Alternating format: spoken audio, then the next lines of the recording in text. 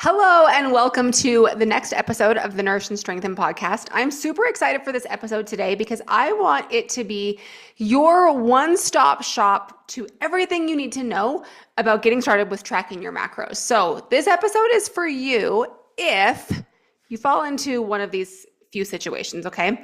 Maybe you have heard about macro tracking and you're like, what is that? It sounds really hard. It sounds really scary. I don't know how to do that. I'm going to give you some steps, okay? Maybe you are over 35 or 40 and you are struggling with stubborn weight gain, or you're just not sure why you're gaining weight, or you're not seeing the results that you feel like you're working so hard to see. I'm going to teach you how to dial in your nutrition, and hopefully this might be a game changer for you.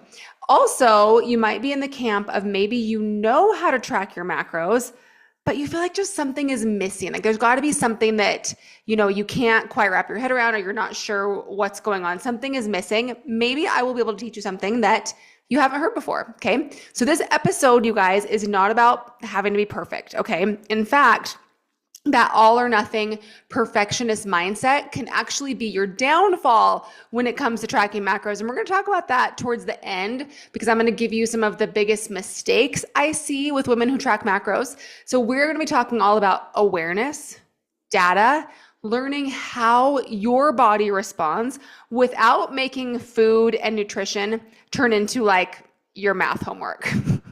That you just put off and you don't want to do, okay? So if the word macros is making you want to like run the other way, you're not alone, all right? I see a lot of resistance in my DMs about learning how to track macros, but guys, it's not that hard. I promise you. I'm going to teach you how to do it in a way that is so doable. Now, let me preface that with saying probably the first, maybe 2 to 3 weeks. I would say if I were to survey my clients, I have asked many of them this, how long it took them before tracking macros felt super easy to them. I would say it was a couple weeks, but you guys, this is 2 to 3 weeks of investment of a little bit of your time each day, maybe a little bit of mental energy to like learn something new that will pay off for the rest of your life. I'm not kidding. And I'm not saying you have to track macros the rest of your life. In fact, I don't recommend that.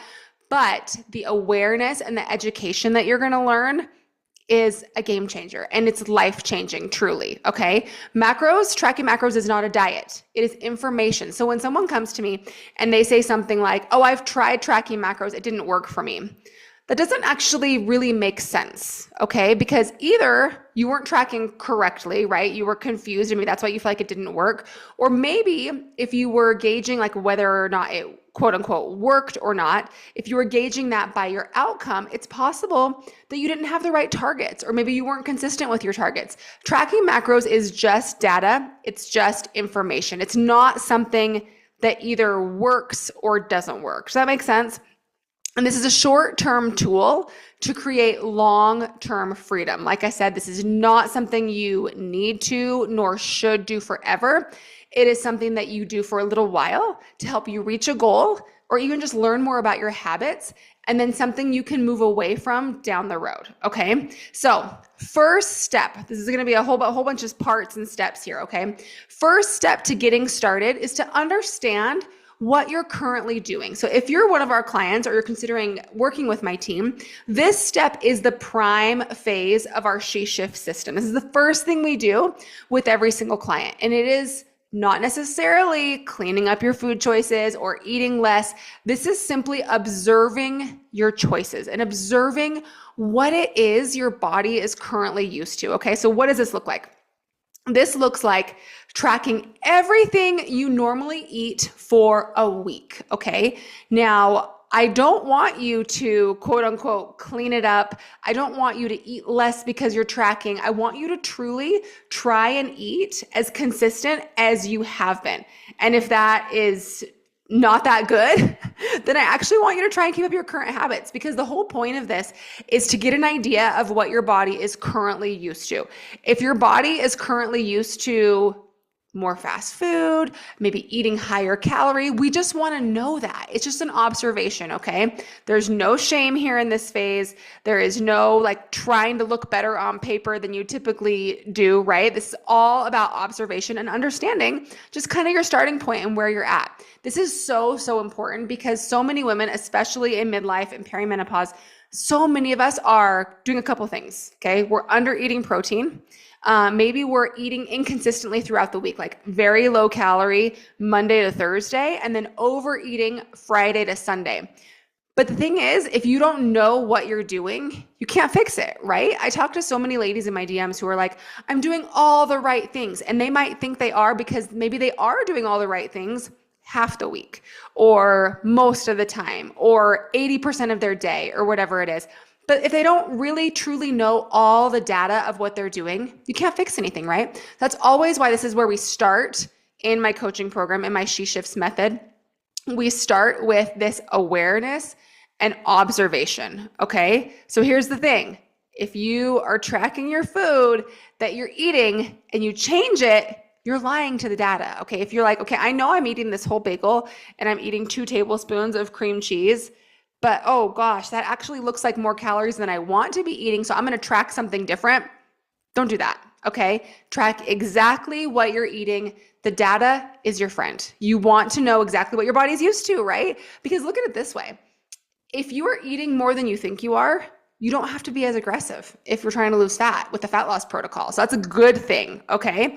And the next tip for this week is you need to track how your body responds to what you're doing, okay? So we're tracking what you're doing, but you also need to track changes in your body, okay? So what I want you to do before you start this, I want you to take your weight, your measurements, and your photos, okay? And then at the end of this week, I want you to do those 3 metrics again, your weight, your measurements, and your photos. And I want you to observe if there's been any changes, okay? So we're gonna come back to this. We're gonna come back to what to do after this first week in just a minute, okay? But part 2 of what we're talking about today is how to track, okay? So how actually do you track what you're eating, right? And so let's say you're like, okay, I'm gonna start this tomorrow.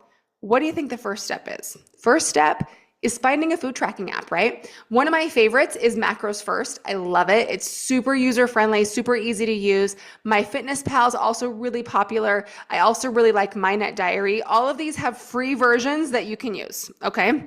So basically what you're gonna do on this week, we're gonna talk about pre-tracking and stuff in a minute, but this week I want you to simply wake up in the morning, make your breakfast as you typically would if you were not doing this activity, this exercise, and then you're gonna put it in your app, okay? So you sit down with your breakfast.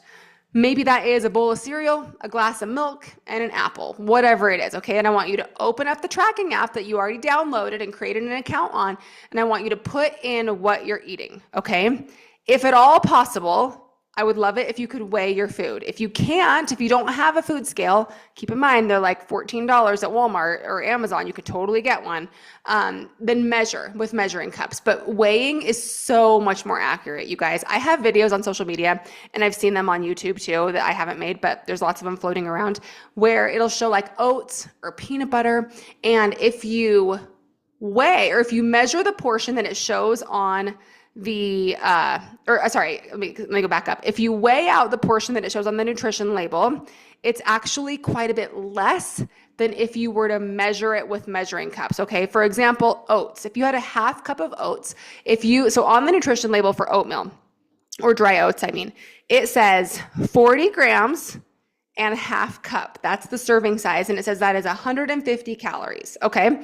So if you were to scoop out a half cup of oats, and if you, let's say it was a little bit rounded at the top, if you were gonna shake off the excess and do your very best to measure out a half cup of oats, and then if you weighed it, I can almost guarantee you that would be more than 40 grams. It would probably be closer to 45 or 46 grams. I know this because I've done this activity a number of times. Same thing with peanut butter. Peanut butter is a big one. So on the label, it says 1 tablespoon is 16 grams. But guys, I promise you, if you really were to take a tablespoon and scoop out a tablespoon of peanut butter, it's going to be closer to 20 to 22 grams. Okay. Now you might be like, okay, wait, this is like getting into the weeds. This is being so, OCD about it. Here's the thing. If you have an extra 50 calories or so on everything you're eating, or even just a handful of things throughout your day, it adds up. And that could absolutely put you in a situation where you're like, I'm sticking to my macros. I know I'm doing all the right things, but I don't know why I'm not seeing results. Oh, maybe it's because you're not weighing your food. So you are actually eating like 400 calories more than you think you are. You're eating 400 calories more than you're even logging in your app. Okay. So it can make a huge difference. And some people for some reason think that just weighing their food is a little bit anal, a little bit OCD, right? But let me tell you a different story. How about weighing your food cuts way back on the dishes? you need to wash, okay? Because you just put your dish on the scale and you start spooning in things, and then you zero the scale, spoon in some more, zero the scale, as opposed to having a number of different measuring cups, measuring spoons that you then have to wash after you measure out all your different things you're putting into your meal. Okay, it's just another little thought there. And also, weighing your food is not something you have to do forever. Just like tracking, I rarely weigh my food anymore. I will weigh things like peanut butter and stuff because it's super easy to overdo it on that. But most of the time, I rarely weigh my food anymore. It's just a learning tool, okay? That's one tip. Another tip is make sure you pay attention to your BLTs. That stands for bites, licks, and tastes. Things like oils, things like a little bite of candy, things like finishing off your kids' leftovers. All of those things add up and they need to be tracked, because again, this will put you in a position where you're like, oh, I'm tracking 1,600 calories. I don't know why I'm not seeing results or whatever it is. But you're really eating 2,000 because you're not tracking every single thing you eat, okay? Another tip is, this is going to be kind of in contradiction to what I just said, but don't stress over exact numbers. Okay, so yes, you want to track your BLTs. Yes, you want to weigh as much as you can. But with that said, if you're doing those things, you can assume it is correct, okay? Don't stress over, oh my gosh, I don't know if, this exact thing is the exact macros of what I'm putting in there. Like maybe you grabbed some food at a restaurant and you're doing your best to match like what you're tracking to what you're eating. If it's not exact, don't worry. Do your best, put in the food that you think it is, move on. Because consistency here is so much more important than perfection, all right? If you feel like you have to be perfect with every single little thing every single day of the week, you're going to get burned out. Okay, and you're not going to be consistent with this practice, all right? So also, my last tip is recipes can be a little tricky. If you're very new to tracking macros, I would advise not using intricate recipes, at least until, not for those first 2 or 3 weeks when it's feeling new to you. Once you're familiar with the app, you're familiar with tracking, you'll be able to wrap your head around tracking recipes quite a bit better.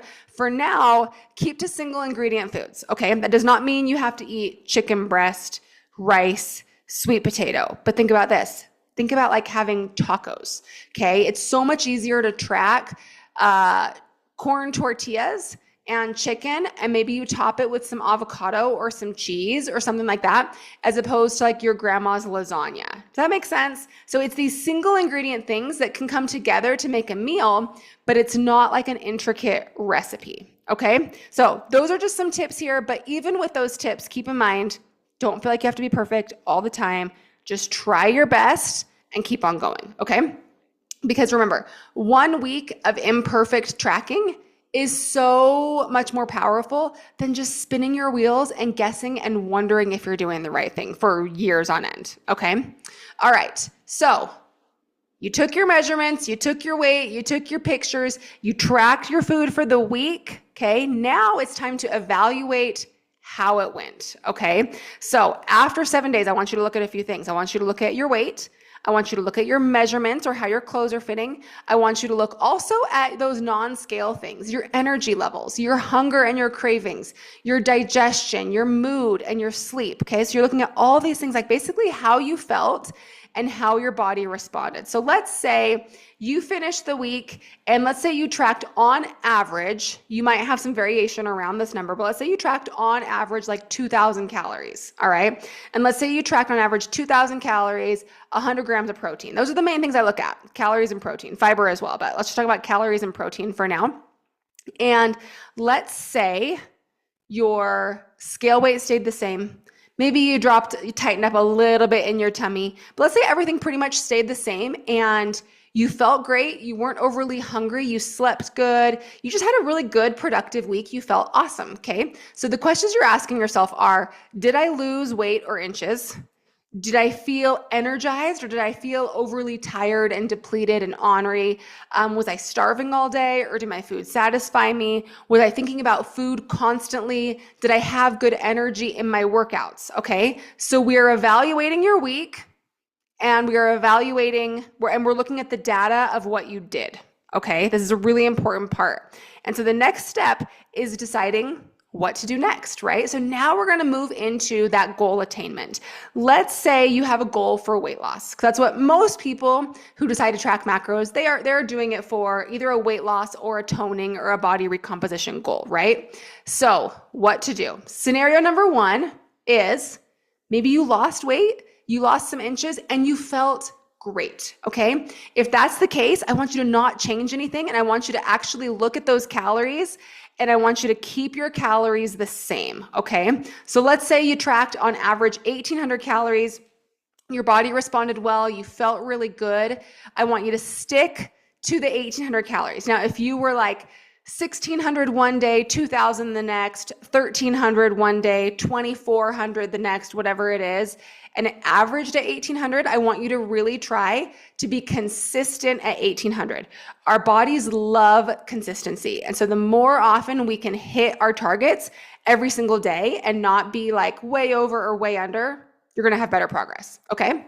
Scenario number two, maybe you didn't see progress. Maybe you felt by the end of the week, like, oh, I just feel like puffy and I feel inflamed and I feel kind of like lethargic and I was never hungry and I felt kind of full the whole week. So in this case, you're probably not eating at a deficit, which makes sense, right? Which is fine. That's not what we were trying to do. We're just trying to build awareness, right? So in this case, I want you to drop calories by about 200 a day, not 500, not 1,000. We're not slashing out all your carbs, all your treats, all your favorite foods. We're just dropping calories enough to create a signal to our bodies that we can move into a slight deficit and we're not going to overly stress our bodies, okay? And now, little note here, okay?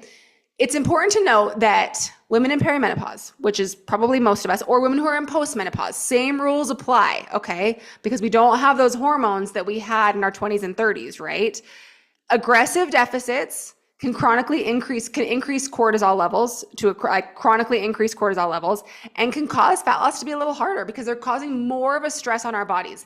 Less food is not always better when we're older, okay? And this is really where coaching comes in. It's really hard for me to tell you exactly what to do in this podcast or on social media because a lot of it depends on you and your body. And this is where if you're struggling and you're really kind of hitting a wall, I would highly recommend checking out our She Shift system, our coaching method, because we help women who are in this position all the time. In fact, go ahead and just shoot me a DM and let's chat about it. Let's shoot me a DM that says maybe like macros or something. And let's talk about if you're tracking macros, maybe why you're getting stuck and where you're kind of like coming up short, right?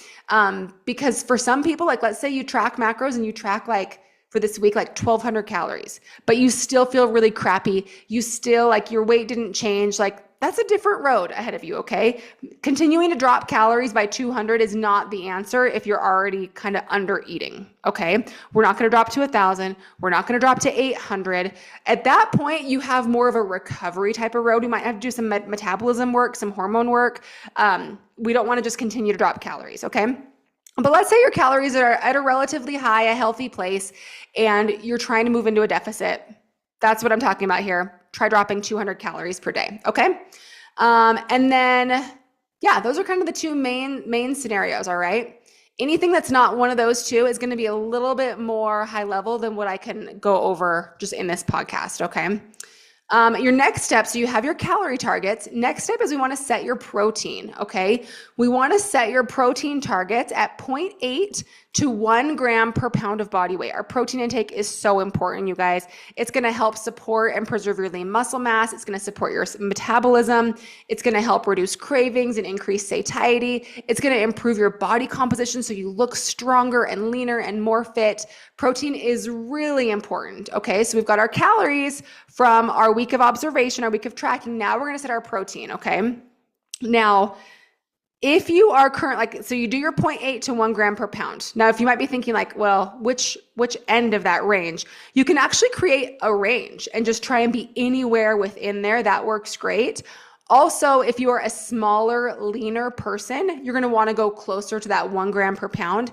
If you are a heavier person, like let's say your scale weight is a bit higher, you're going to go towards the end of that multiplier, like the 0.8. You may even want to drop down to 0.7. I will say this as a caveat.